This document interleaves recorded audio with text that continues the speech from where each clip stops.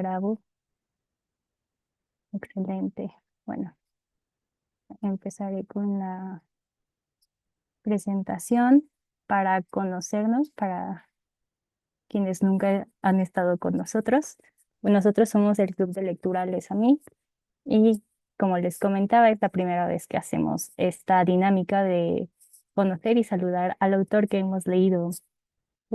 Porque no siempre están vivos cuando leemos algo, entonces estamos con un autor vivo. Más o menos qué es lo que vamos a abordar en esta sesión, quiénes somos como club de lectura, datos de la obra y el autor, y ya después pasar a la dinámica, que es hacerle preguntas a Antonio y que nos dé todo el chisme posible sobre él, sobre el libro, sobre el proceso de escritura. Así que, bueno, nosotros somos un club de lectura entre amixes que comenzó en 2020. Grabamos nuestras sesiones en línea, las transmitimos por YouTube y estamos intentando cumplir el reto de los 1001 libros que hay que leer antes de morir. Nos basamos en ese libro para guiar nuestras lecturas y cuando nos cansamos buscamos lecturas en otro lado o proponemos algo que queremos leer. Y en este caso, pues yo propuse el libro de Antonio, gracias Antonio, y lo leímos. Tenemos redes sociales, YouTube, Instagram, X, antes Twitter, y WhatsApp, por si nos quieren seguir. Jeje. Y bueno, vamos a lo que nos concierne el día de hoy. Vamos a hablar sobre la obra de Antonio. Algunos de los que estamos aquí ya leímos el libro y hay otras personas que no. Y antes de que lea la sinopsis para saber de qué trata el libro de Antonio, voy a leer su, su biografía, la que también pueden encontrar en el libro. Antonio Zamudio es originario de Ciudad Bolillo y habita en este mundo desde 1995. Iba a ser pianista, pero como lo desertaron, se fue a letras hispánicas y le gustó, lo que lo llevó a estudiar la maestría en lingüística aplicada. A la hora de escribir, le gusta hacerle al cuento, a la poesía, al ensayo, al teatro y al guión de cine. En 2018 ganó el concurso M68, Tinta de la Memoria en la categoría de dramaturgia. Debido a diversos defectos de fábrica, cuenta con amplia experiencia en consultas médicas con varios especialistas. Le gusta la panadería y bailar salsa. Bueno, ahí está la foto de Antonio y Antonio en Zoom. Y bueno, voy a leer la contraportada del libro. Querido lector, siempre es un gusto tenerte de vuelta. Hoy tengo para ti una historia que te llenará de temores, pero no como aquellos que desaparecen después de un buen sueño. No, estos temores invadirán tu cabeza siempre porque, a diferencia de otras historias, estos son reales y podrían pasarte a ti. Imagínate en la siguiente situación. Suena la alarma. Pasillo 7, piso 3. Ese de las operaciones fáciles, de las que se sale pronto y bien cosido. Desde hace tiempo que te duele y te han dicho que era una infección cualquiera. Con antibióticos sale, te dijeron. Les diste 5 estrellas en su página de opiniones. Duele. Afuera viene la recuperación. En una semana todo estará como antes, nada más falso. Renovación. Esta situación es ridícula. Eres ridículo. No puedes ni moverte. ¿Eres ridículo? De buenas a primeras al menos te sientes ridículo. Una operación simple, dicen, pero va lento. Estás molesto porque todo lo que te dicen no es como lo dicen. Son palabras medio huecas, pero también lo tomas con humor. Sabes que nada será como si nada en una semana, que no es solo un piquetito el de la aguja, que no es blanda la dieta, sino aburrida, y sobre todo, que no les importa lo que les cuentes mientras te operen, sino que te relajes para manejarte como carne casi muerta. Entonces, en plena recuperación lo decides. Harás un glosario de terminología médica. Lo escribes. Aquí está, y aún te duele la operación. Y eso es de lo que va lo que el doc quiso decir, glosario de frases médicas no especializadas, pero igual de confusas. Entonces, habiendo dicho esto, vamos a preguntar a Antonio y ¿quién quiere empezar? ¿Quieren que yo empiece? Bueno, yo voy a empezar. Antonio, a mí me gustaría saber por qué decides escribir este libro. Buena pregunta. Eh, bueno, primero igual, paréntesis para agradecerles que hayan leído mi libro en el círculo y que ahorita me hayan invitado. Me da mucho gusto estar aquí. Y bueno, pues, ¿por qué escribí este libro? Pues creo que tenías la idea de hacer un ensayo glosario a partir de la anécdota.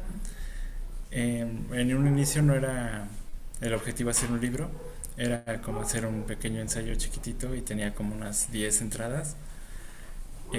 Y pues es también como un poco de catarsis, ¿no? Y a la vez compartir la experiencia con los demás, los posibles lectores, porque platicando me había encontrado con amigos que también habían pasado por situaciones parecidas y entonces vi esto como que les pasaba lo mismo, ¿no? Entonces dije, estaría bien algo como escribirlo para compartirlo y ver si hay mucha gente por ahí que le pasa lo mismo y también hacerlo con humor, que sea divertido.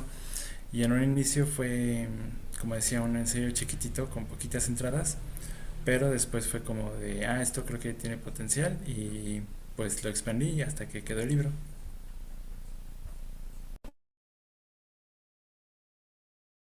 Y yo, bueno, para quienes no han leído el libro de Antonio es un ensayo que está escrito a manera de glosario. Entonces, digamos que sí, una estructura que no es común.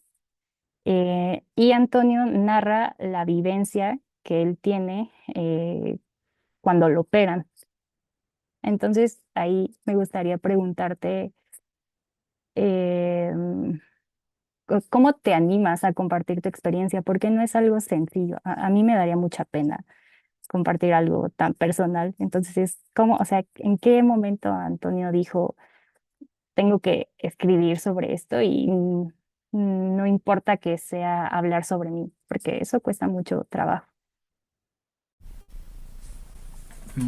Pues la verdad sí también tenía como esta barrera de que es como a veces parece como vacío exhibirse, ¿no?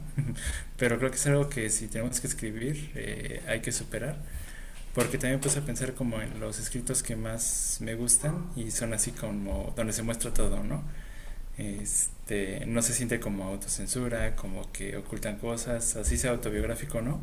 Entonces dije, no, si quiero compartir la anécdota, pues tiene que ser bien. Y durante el proceso creo que fue relativamente sencillo, porque el truco es como no pensar que nadie lo va a leer nunca. Y ya después, pues lo corriges, lo mandas y ya te olvidas. Y ya es hasta que sale otra vez que es así de, ay, no lo van a leer. Pero pues ha tenido buena recepción, entonces eso me ayuda también como a superar esa timidez inicial, digamos, de que lo lean, porque pues he visto que les gusta y todo eso, entonces pues creo que al final no fue tan complicado. Excelente. Bueno, para quienes se acaban de unir, estamos con Antonio Zamudio, escritor de Lo que el doc quiso decir, glosario de frases médicas no especializadas, pero igual de confusas. Y la dinámica de esta sesión es hacerle preguntas. Para quienes ya leyeron el libro, puede ser sobre algo relacionado al libro, y para quienes no lo han leído, curiosidad sobre lo que implica escribir un libro o lo que se les ocurra. Para Antonio, eh, no sé, alguien más que se quiera animar. Miri. Hola, hola a todos. Pues yo formo parte de las personas que ya leímos el libro, altamente recomendado. Y pues bueno, ahorita más que nada quisiera que nos compartieras por qué, bueno, sobre el formato. O sea, ¿por qué un glosario? Porque siento que es una anécdota que es una gran anécdota que puede contarse de distintas formas, ¿no? No sé, en modo narrativa, en cuento, no sé, pero quiero saber por qué te llamó que fuera un como glosario.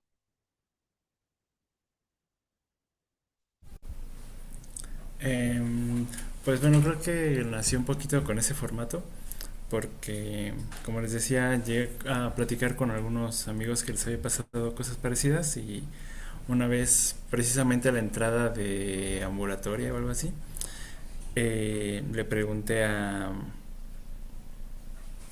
un amigo de que, ¿cómo te fue? Porque igual me dijeron que es una operación ambulatoria, que sales caminando. y me dice, te sacan en silla de ruedas. Entonces ahí fue como la primera entrada que hice del glosario, porque fue como, dicen esto, pasa esto. Entonces para mí fue como un poco como una traducción, por cuando vi que en realidad sí pasó. Entonces escribí esa primera entrada y de ahí surgió la idea como de hacerlo entero con este formato. Y además también me gustaba la idea de que fuera como una máscara o un disfraz, digamos, un libro disfrazado de glosario que en realidad es una anécdota personal, ¿no? Así como también está esta máscara de te dicen que sales caminando cuando en realidad sales en silla de ruedas, ¿no? Entonces es como jugar así con las apariencias y me pareció que era un formato adecuado también para el tema.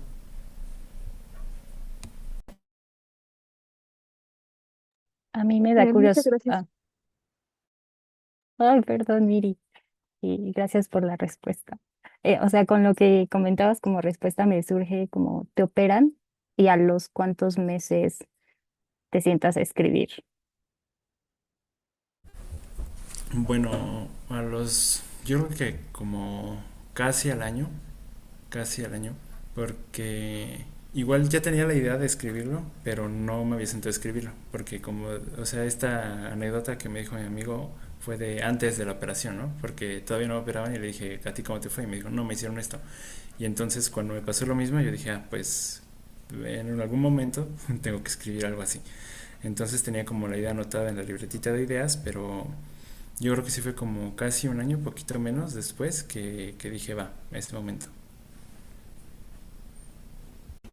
Oye, ¿y podrías decirnos cómo es el proceso de lo anecdótico a, a la escritura? Porque pues todos estamos llenos de anécdotas. Entonces, ¿cuál es como el paso que se debe dar o el paso que diste para llegar a un libro?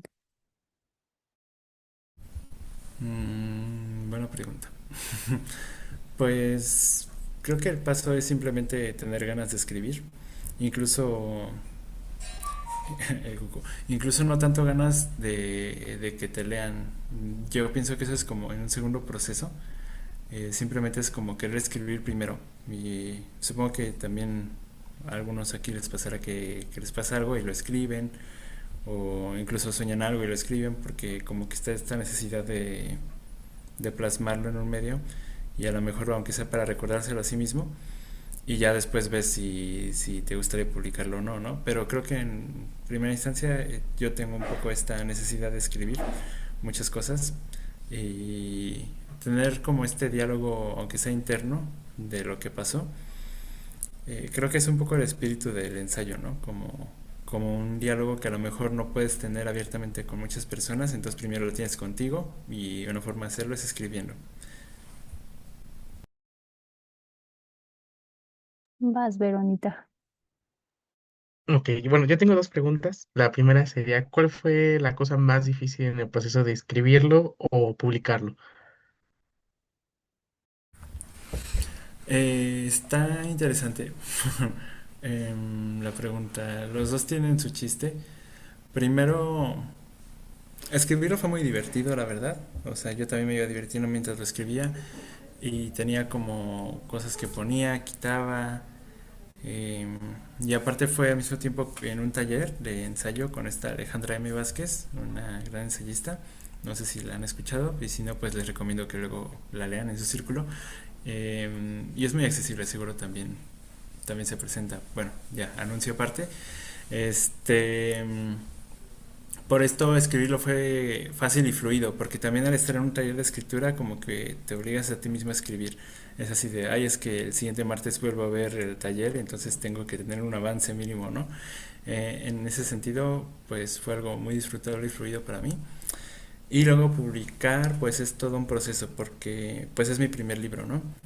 Y ya tenía yo desde antes ganas de publicar, de hacer algo, pues sí, publicable, pero no sabía que iba a ser este libro. Y ya que lo tuve terminado, dije, pues bueno, va a ser el primero.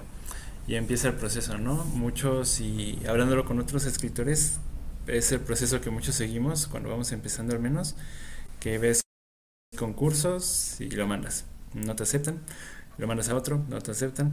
Y eso va alargando mucho el proceso porque en todas las convocatorias dicen que está prohibido participar en más de una a la vez, ¿no? Entonces, pues mandas a un concurso. Medio año después te dicen no quedaste. mandas a otro y 3 meses después te dicen no quedaste, ya pasaron 9 meses, ¿no?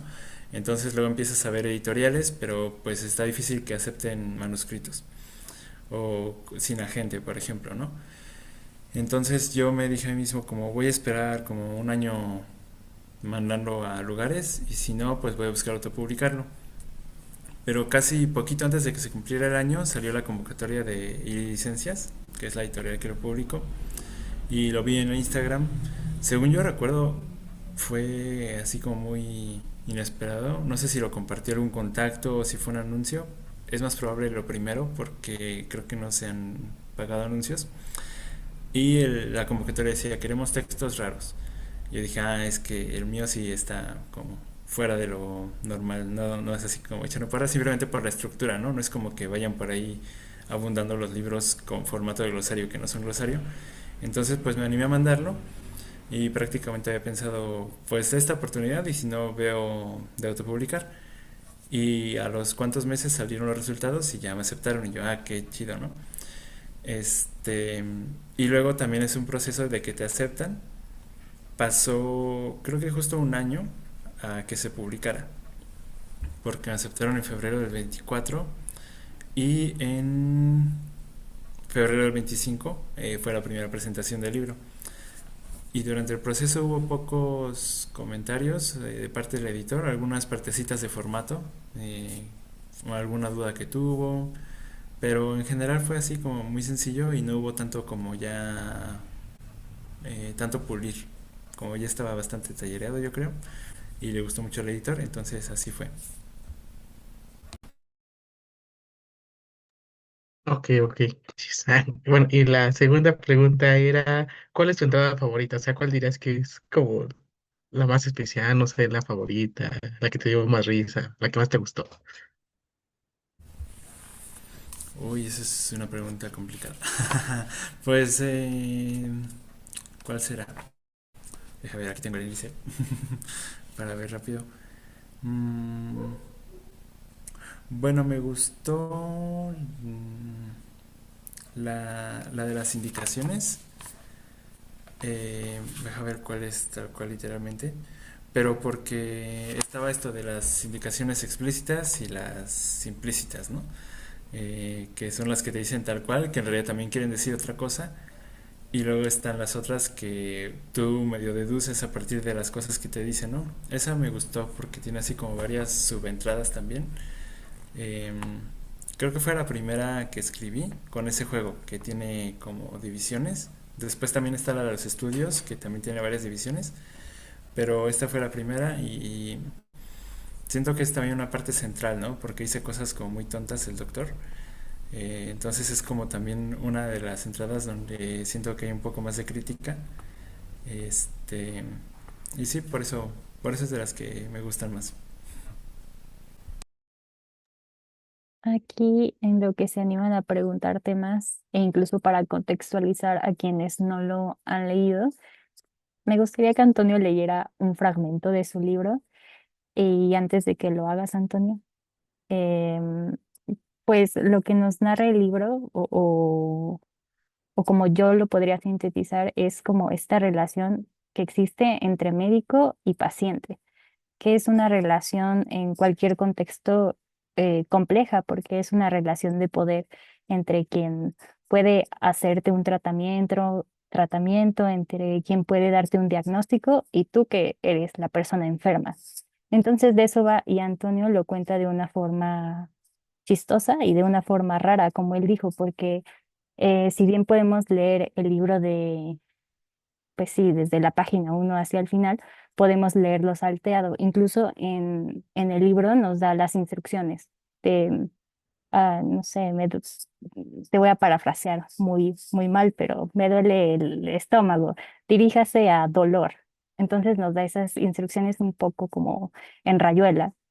Entonces eso lo hace curioso y algo que es tan cotidiano y que forma parte de nuestros días desde el día en que existimos, pues Antonio lo narró así y narró su experiencia de una forma chistosa y en una forma de glosario que si lo tipificamos como un género más conocido es un ensayo. Entonces, más o menos de eso va lo que escribe Antonio, y ahora sí podrías leernos un fragmento, Sí, va. ¿Algún fragmento en especial o escojo? el que tú quieras. Ok, va. Pues entonces voy a agarrar justo el inicio, que es como la introducción al libro, dentro del libro. Y dice, bueno, Antonio Zamudio, paciente. Me había resistido a escribir la reseña de mi experiencia aquí, pero al final decidí que puede ser de ayuda para otros pacientes y para que el doctor mejore. Su principal defecto es que es bastante impuntual. Si reservan una cita, pueden llegar una hora después sin ningún problema y así solo tendrán que esperar unos cuantos minutos. Su mayor virtud es que después de operarlos los va a coser muy bien. La cicatriz o las cicatrices, si tienen la mala suerte de que todo sea bilateral, queda muy pareja y estilizada. También hay que decir que se le va el avión. En tu segunda consulta va a releer todo tu historial y sus notas desde que llegaste hasta ese momento. En la tercera, también. En todas. Como la mayoría de los médicos, es algo ególatra y no va a reconocer sus errores. Antes puede decir que el primer tratamiento sirvió y te curaste de eso que traías. Lo que pasa es que ahora surgió otro problema. Igual uno aguanta todo con tal de que lo curen, y al parecer así fue. Pero después de la operación me siguió doliendo un lado. Me dijo que era normal, porque a fin de cuentas no fue una intervención tan insignificante. Antes de operar había dicho que era algo muy sencillo y pequeño, pero el dolor no se iba. Entonces volví a consulta y él volvió con sus cuentos de que era una infección y dejó más medicina sin estudios previos. No aprendió la primera vez, pero yo sí. Entonces me hice primero los estudios y en efecto no tenía nada.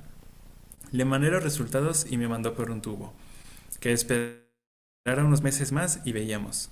Total, tuve que ir a ver a otro médico, quien me dijo que al parecer todo estaba bien, pero que me quedó una neuropatía y que el cerebro seguía sintiendo dolor donde ya no tenía por qué, o algo así. En fin, ahora estoy con una medicina toda agresiva para esa cosa y a ver qué pasa, porque capaz que termina el tratamiento y yo sigo igual. Pero eso ya no corresponde a este espacio. De todos modos, el nuevo médico también está en esta plataforma, así que ya les contaré al final qué pasó. Les dejo un consejo. No escriban reseñas aquí cuando empiecen el tratamiento, aunque es lo que les va a pedir y a insistir el doctor. Espérense hasta sentirse bien, porque si no, nada más lo alaban y resulta que la riega. Y si no se sintieron bien al final, también pónganlo. Finalmente, solo diré que el doctor es un sujeto ambiguo. Detrás de cada frase que se dice, se esconden muchas cosas, pero para entenderlo pueden leer mi libro, lo que el doc quiso decir, glosario de frases médicas no especializadas, pero igual de confusas. Calificación que da el doctor, 2 estrellas de 5. Doctorarium.com.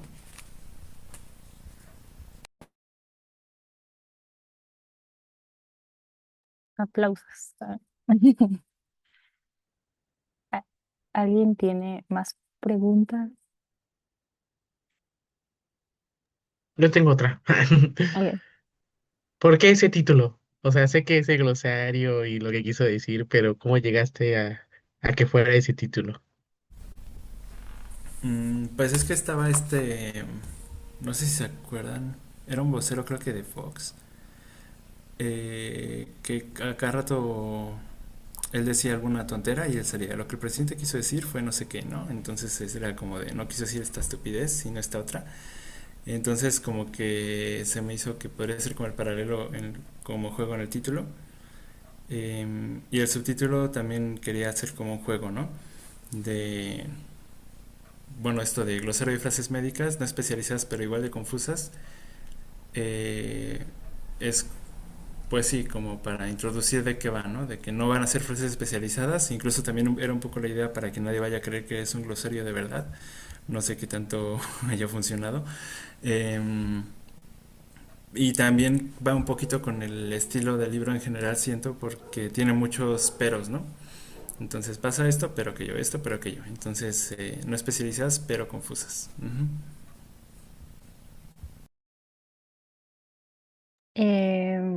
Ahorita con lo que estabas diciendo, me surge la duda de cómo es que no caes en el egocentrismo que a veces puede pasar cuando alguien escribe sobre sí mismo. Eh, tu libro es autorreferencial, pero ¿cómo le haces para no caer en eso? Porque luego pasa que leemos algo y es como, oh, pero esto es demasiado personal y se nos vendió como otra cosa o se nos dijo que era de otra cosa. Entonces, ¿cómo le hiciste para no caer en eso? Bueno, pues de entrada me da gusto saber que no caí en eso. Em, Creo que aquí favorece la oposición, digamos, del personaje principal, que estaba, digamos, muy inspirado en mí, respecto al médico, ¿no? O sea, si fuera una situación inversa en la que vemos a un protagonista que tiene una posición de poder sobre otras personas, entonces yo creo que se presta mucho que nos caiga mal. Pero si vemos un protagonista que está en una relación vertical en desventaja, tendemos a sentir empatía por este tipo de personajes. Entonces yo creo que la situación ayuda y también el que sea algo que a muchos nos ha pasado. O sea, creo que todos hemos lidiado con médicos y eso implica seguramente lidiar con médicos medio nefastos o para arriba.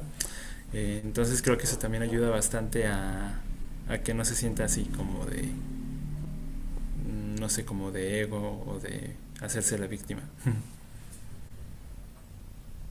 Súper. En el chat, Mitch preguntó que cuáles son los retos que identificas para las letras mexicanas contemporáneas. Yo creo que el mayor reto es que los lean, porque sí hay mucho, o sea, hay mucha escritura contemporánea que está muy chida, pero no tenemos mucha difusión o estamos, yo incluyéndome, bueno, digamos, decente, y luego hay otros que están muy top, no voy a decir que es mi caso, pero que es difícil encontrarlos si no está uno rastreando las novedades por un lado eh, y también publicaciones independientes por otro, porque igual si hay novedades que ya tienen pues aparatos de difusión bien armados, ¿no? Entonces yo creo que está complicado porque pues mucha gente no tiene como el hábito de ir a la librería y buscar lo nuevo y a ver qué sale, ¿no? Muchas veces ya vamos a descargar, yo proyectándome, sea a comprar o a descargar algo, vamos por algo que ya sabemos que está padre o que es algún clásico o conocido, pero como decía, no hay mucho este hábito de ir a descubrir, ¿no? Igual tiene que ver seguramente pues la economía, los libros no son los objetos más baratos del mundo, entonces pues si vas a invertir en uno, pues que sea en uno que ya está validado, digamos, ¿no? Pero estaría muy bien que nos diéramos la oportunidad, ¿no? De ver qué es lo último que se ha publicado, incluso en editoriales independientes, ir a librerías independientes y preguntar, ¿no? Como qué es lo último que ha llegado, qué presentaciones ha habido y darse la oportunidad de leerlo. Ujú. Súper. Miri pregunta, ¿cuál fue la entrada que más trabajo te costó escribir? Interesante pregunta. Eh, bueno, entre más iba creciendo esto, eh, en algún momento me sugirió Alejandra M que tenía que tener todas las letras del alfabeto. Dijo, es que puede ser que a lo mejor no se note mucho, pero si no tiene todas las letras del alfabeto se va a notar. Alguien va a ir al índice y tienes P, tienes V, pero ¿qué onda, no? Faltó una. Entonces eso creo que fue un reto ya hacia el final, que ya tenía casi todo armado.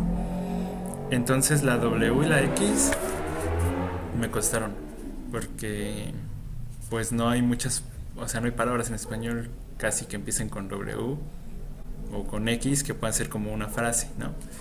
Entonces primero surgió la respuesta de la W, que es la de güey, em, porque me pareció algo plausible, ¿no? O sea, spoiler, siento decepcionarles, pero eso no pasó. Pero creo que a muchas personas sí nos ha pasado que nos equivocamos de chat, ¿no? Y pues claro que le puede pasar. Bueno, he sabido de anécdotas de que quieren mandarle algo así a un compa y se lo mandan a un profe, ¿no? Así cosas bastante vergonzosas. pues porque le hablan así con groserías, cosas así, y ahí no era para ti. Entonces dije, pues ¿por qué no un médico también le pasa eso con el paciente? Y luego lo de la X, pues fue también trabajosa porque estaba buscando algo que empezara con X y luego me di cuenta de, pues ahí está el formulario, ¿no? No tiene que ser algo que empiece con el sonido X, puede ser literalmente la letra X, ¿no? O que en este caso es como tache, ¿no? De marca una X donde pasa esto. Entonces esas fueron las dos más complicaditas. Yo tengo otra pregunta. ¿Hay alguna entrada que no haya salido en el libro? Sí hay. este, Sobre todo porque en un inicio todavía no delimitaba muy bien la temática y hubo, digamos, un protolibro en el que no era solamente un médico con el que interactuaba. Eh, entonces había más como hagan de cuenta cualquier médico, ¿no? Del historial. Y porque también tiene unas frases tremendas, entonces también las metía. Pero no llegaron al corte final porque sentía que se perdía como la unidad temática, ¿no? Que tendría que ser como lo relacionado con esta operación y no salirse de esa enfermedad, porque si metía a los otros sí era como irse a otras anécdotas y a otras enfermedades y tampoco se me hacía que eran lo suficientemente extensas como para dar un equilibrio entre enfermedades. Y dije, bueno, pues vamos a dejarlo solo con este médico, y entonces fue así que algunas de otros médicos se fueron.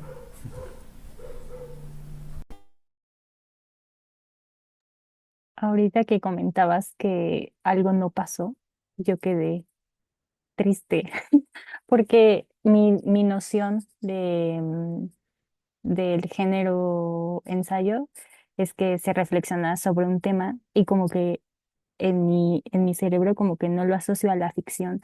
Entonces ahí me surge la duda de, bueno, estamos hablando de ensayo literario, esa es como la pregunta, y qué tanta ficción puede haber en un ensayo literario. Yo creo que puede haber mucha ficción. De hecho, existe un género muy, pues yo creo que es poco conocido. No sé si han escuchado hablar del ensayo especulativo.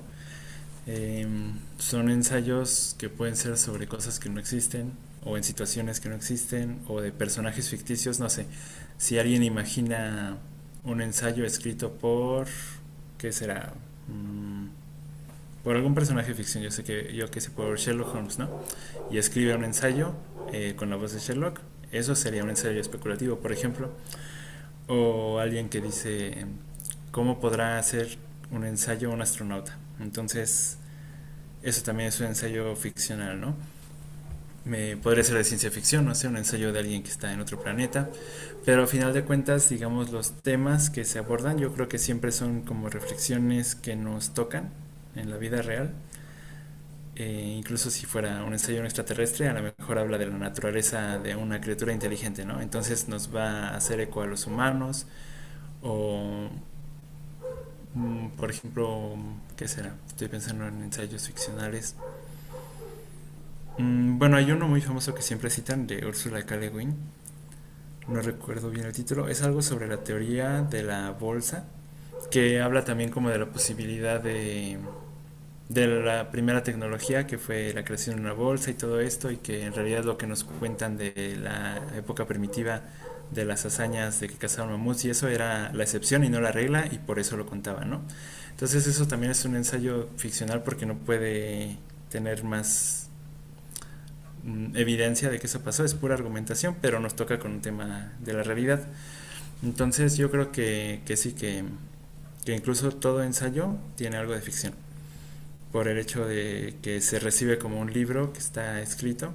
Digamos que el pacto de ficción no es el mismo que con una novela, pero sí hay un pacto de que lo que dice es una reflexión real, y eso es lo que importa. No importa tanto si pasó o no. A lo mejor alguien tiene algo que decir sobre, ¿qué será? Sobre cualquier tema, ¿no? Pero nunca ha vivido algo tan relacionado, pero puede meter una anécdota inventada en un ensayo para, para que sea como el detonante de eso, ¿no? O a lo mejor no es inventada, a lo mejor le pasó a una persona una cosa y a otra persona le pasó otra cosa y a otra cosa, que son del mismo tema y por fines literarios podíamos juntarlos en una sola persona, personaje de ensayo, por ejemplo, ¿no? Y si acaban pasando todas las cosas, aunque no de esa manera, ni a las mismas personas, no sé si me estoy haciendo muchas bolas, pero es lo que pienso, que lo real es la reflexión en el ensayo. Entonces, el pacto que comentas en una novela sería ficción. O cómo sería en una novela, no en un ensayo. Ah, bueno, sí. Lo que pasa es que es un concepto, digamos, es un poquito de teoría literaria que le llaman el pacto de ficción, que es que cualquier persona cuando lee algo o ve una película o lo que sea, va a asumir que eso es real de alguna manera, como se va a comprometer con la historia. No sé, ves Star Wars y está en problemas tu personaje favorito, pues te sientes como, ay, está en problemas, ¿no? Ese es el compromiso del espectador con la historia. No es como que alguien, o no sé, tu serie favorita matan al protagonista y lloras y alguien llega, ay, pero ¿por qué lloras? Pues no existe. Entonces eso es el pacto de ficción, simplemente como comprometerse como con lo que estás viendo, eh, y aceptarlo. Es fácil de ejemplificar, por ejemplo, en ciencia ficción o fantasía, porque pues no existen, por ejemplo, dragones, ¿no? Pero si lees que hay un dragón y a lo mejor te cae bien el dragón y está en problemas, también lo sientes, ¿no? Entonces ese es el pacto de ficción de los espectadores, como que aceptan que se van a dejar llevar por una construcción de mundo que a su vez tiene que ser coherente. Y pues es más fácil de ejemplificar en narrativa, por ejemplo, pero existe en realidad también en ensayo, podemos incluso hablar de poesía, de música. Ujú. Ok, ¿alguien más tiene preguntas? Porque Mitch escribió una, pero como siento que podríamos cerrar con esa, entonces no la voy a decir todavía. Y yo me quedé pensando, nos hablaste que esta idea la trabajaste en un taller de escritura. Eh, ¿Te gustaría compartir como algún ejercicio que podría servirnos a quienes nos gusta escribir, que aprendiste en ese taller? Mm, pues sí, a ver, deja pienso. Es que ese taller fue interesante porque hubo muchos ejercicios. Por ejemplo, eh, no era es que hay talleres en los que cada quien lleva su propia escritura hecha y te lo revisan, ¿no? Pero este no era así, era de esos que hacen como consignas y cada quien escribe algo con una consigna. Y las consignas en general eran como para crear textos fuera de lo típico.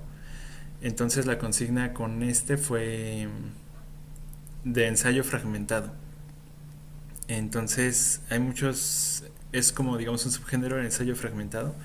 No sé si han leído algunos, son generalmente como a lo mejor una página es un parrafito o tiene como un aforismo y luego mucho enter o un asterisquito y dos párrafos y así se va, ¿no? Es como esta idea de muchas veces escribir lo que alcances a escribir en un ratito y ya.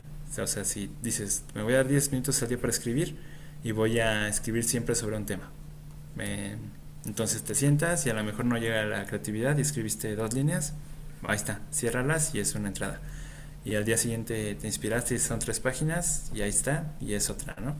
Entonces a partir de esa consigna, que igual pueden intentar si quieren, salió la idea, la base de este. Les decía, eran como 10 entradas y me pareció también que el glosario era una forma fragmentada para contar una historia, ¿no? Porque no es normal contar una historia con esto.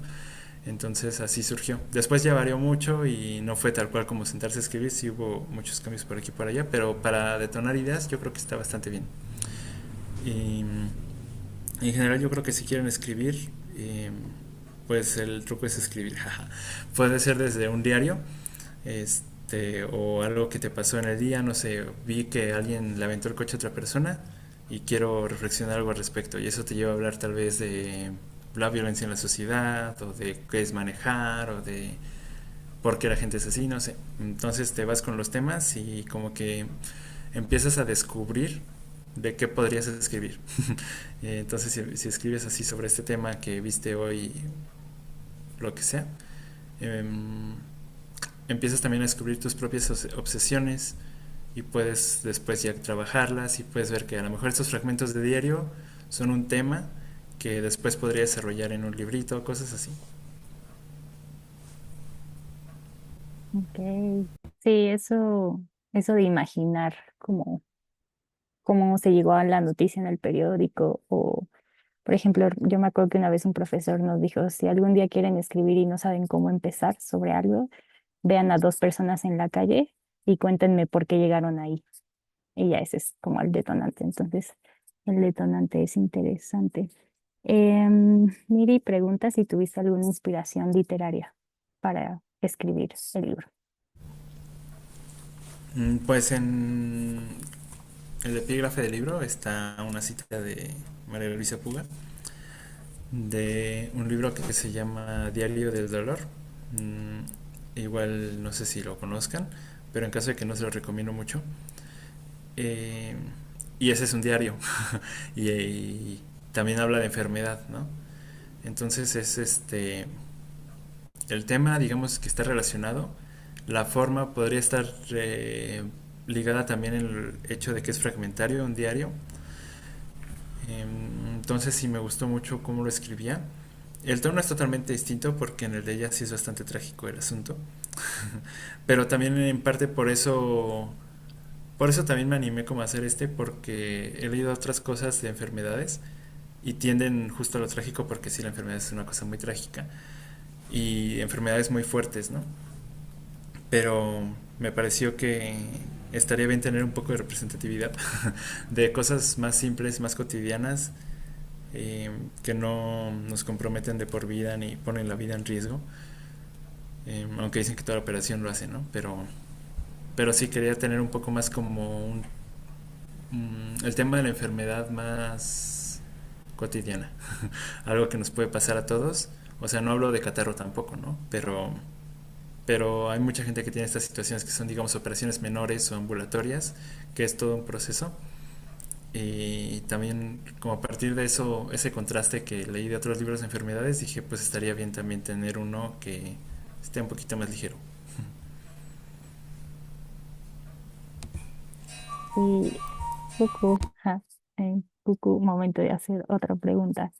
Em, bueno, ese es el primer libro de Antonio publicado, pero ¿qué otras cosas ha escrito Antonio?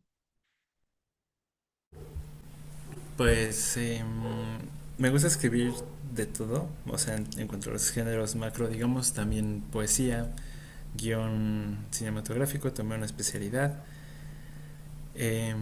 Solamente que solo he producido un corto. Espero que pronto ya más. Me gusta mucho también la narrativa breve, desde cuento hasta minificción. Mm, un tiempo le di también al teatro y gané un concursito. Em, y pues sí, es sobre todo lo que tengo proyectos y a partir de esta publicación como que también empiezo a pensar más en formato libro. Entonces espero que pronto puedan leer más cositas si les gustó este. Y justo eso se relaciona con lo que nos puso Mitch. Si tienes otros proyectos en puerta y qué género y de qué género serían si te animas a hacerlos o sobre qué temas te interesaría desarrollar. Sí, sí, hay más proyectos. Pues me gusta mucho la ciencia ficción. También tengo cierta obsesión con la inteligencia artificial. Entonces por ahí puede que salga algo al respecto. Esperemos. Tal vez no pronto porque como ya les conté son bien tardados estos procesos de que escribí el libro, lo terminé de escribir y tardó 2 años en publicarse y eso porque fue rápido. Entonces pues a ver, igual y pronto puedan ver algo más. Y pues es básicamente lo que tengo ahorita en puerta, es de narrativa y también me interesa la autoficción. Digamos, como este ensayo puede contar como autoficcional porque es sobre una experiencia personal, pero no es literalmente, o sea, no es una crónica, ¿no? No es un documental, que tienen un pacto de ficción distinto que otras cosas, mucho más leve, digamos, que el ensayo y a la vez mucho más leve que la novela, pero me gustaría explorar la autoficción en géneros narrativos ya con mucha más ficción, pues, o sea, como con inspiración de lo auto, pero mucho más ficción. Y ahorita me surgió la duda de cómo no desistir en la carrera de las letras. Cuando te hicieron esta pregunta de cuáles son los retos que identificas, ¿cómo le haces para no desistir? Y pregunto porque, o sea, mi perspectiva es que es muy complicado. Entonces, ¿cómo le haces para no agüitarte, para que esos comentarios de, no, pues vivir de las letras en México, no, o sea, no lo pienses. ¿Cómo sobrevives a eso? Mm, pues es que creo que en parte tienes que ignorarlos totalmente. Eh, y es que, bueno, digamos una cosa es decir como voy a vivir de esto y otra cosa es voy a hacerlo, ¿no? Digamos que, como decía, así que cuando escribes puedes no pensar ni siquiera en que lo van a leer. Igual, pues cuando publicas, pues no pienses que vas a vivir de eso, ¿no? Supongo que habrá quienes lo logren eventualmente después de varios publicados de ya tener bastante carrera. eh, o personas rarísimas que publican un libro y supongo que les va increíble. Pero la verdad es que yo creo que pues nadie vive nomás de eso, o sea, incluso muchos escritores famosos pues también daban clase y supongo que también es una necesidad, ¿no? O sea, no puedes solo escribir, también tienes que vivir, ¿no? Este, y, y no sé, a lo mejor también está esta necesidad de hacer algo aparte. O sea, sí está feo que tengas que tener un trabajo de 1000 horas que te explote y no te dé ni energía para escribir, pero digamos en un mundo ideal sí, yo escribiría y también me gustaría hacer otra cosa, ¿no? A lo mejor no con el trabajo explotador cañoncísimo, algo más tranquilo, pero creo que sí, sí está bien complementarlo. Y pues cómo no, ¿qué decías? ¿Cómo no rendirse? Pues es que creo que escribir es también como una actividad que disfruto mucho, entonces pues me doy el gustito de hacerme una hora cada que puedo.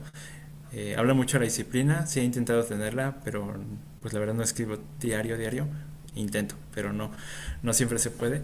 Pero sí es esto como de, pues ya tuve el día a lo mejor pesado, pues voy a hacer algo que me gusta y eso pues es escribir. Y pues lo haces y te ayuda también a sobrellevar la vida. Ujú. Súper.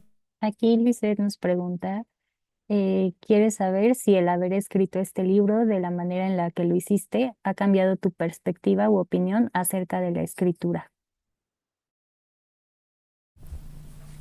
Mm, no sé, tal vez de la escritura no, porque siempre me han gustado los formatos así, poco convencionales, dicen. Varias cosas, ¿no? En películas también, las que empiezan con el final y se van para atrás, cosas así, ¿no? Hasta cosas simples que empiezan a la mitad y avanzan, se alcanzan, cosas así. Siempre me ha gustado y siempre he creído que en la escritura también es bastante interesante. Hay otros libros que tienen formatos de diccionario o de diarios o que tienen mucha experimentación en la forma, en cómo presentan los diálogos. Eh, entonces, yo creo que siempre he creído que no hay como límites para escribir. Desafortunadamente creo que los límites son para publicar, porque muchas editoriales sí son como de, no, esto es lo que se vende, y lo que se vende es novela y escrita en prosa y con diálogos con guioncito, y no les gusta tomar riesgos económicos porque para ellos todo es economía, entonces luego no van a publicar cosas así. Pero igual una vez estuve en un taller con obra de García Junco y dijo una cosa que me pareció acertada, que es que probablemente hay mucha experimentación literaria en Latinoamérica porque en realidad no están aspirando a vivir de eso, entonces se permiten hacer cosas que están arriesgadas, digamos, para el mercado y eso pues está interesante, ¿no? Y eso es muy interesante y también se me hace interesante e incluso un poco triste que muchas de esas historias pues no las vamos a leer o serán conocidas dentro de muchos años. o no. Y dice Lisette que gracias. Em, Vamos a ir cerrando la dinámica. No sé si alguien más tenga preguntas, comentarios, inquietudes hacia Antonio.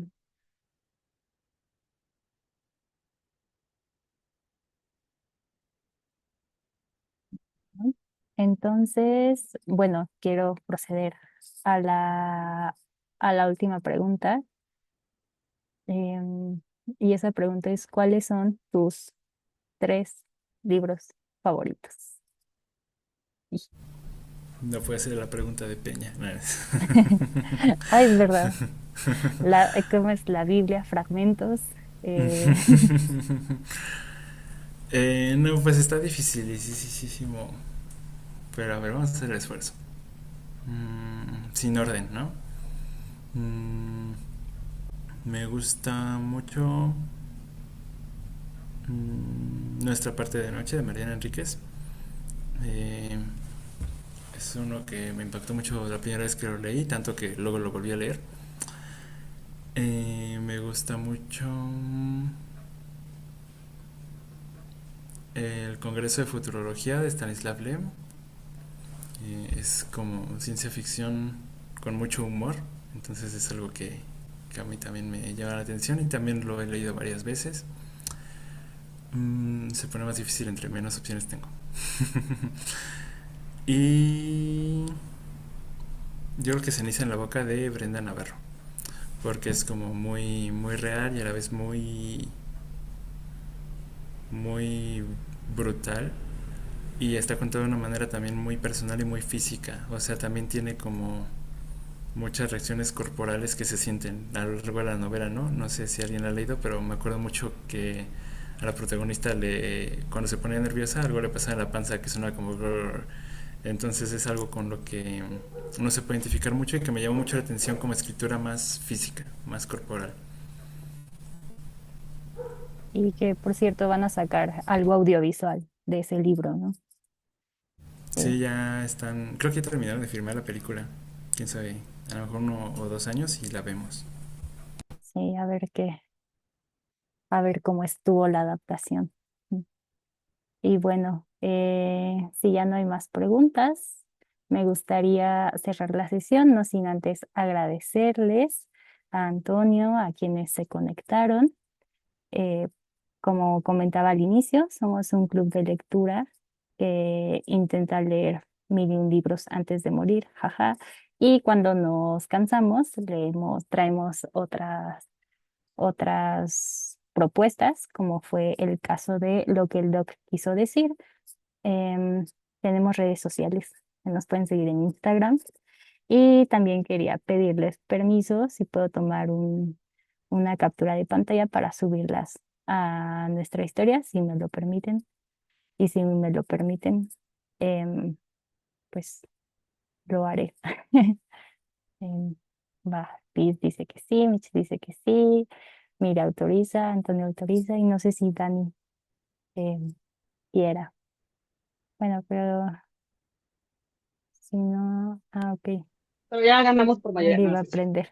No, pues si no corto algo, no, no es cierto. A ver, voy a tomar, va, 1, 2 y 3. Y bueno, ya la tomé. Muchas gracias por conectarse. Gracias, Antonio. En la sesión del club, perdónenme, nada más curiosidad. Alguien comentó si habría segunda parte o si haría segunda parte de tu libro. De momento no están los planes, pero nunca se sabe, ¿no? Espero que no, porque eso significaría que pase otra cosa intensa con los médicos, entonces espero que no. Buen punto. Bueno, muchas gracias y espero verles pronto a todos. Gracias. Bye.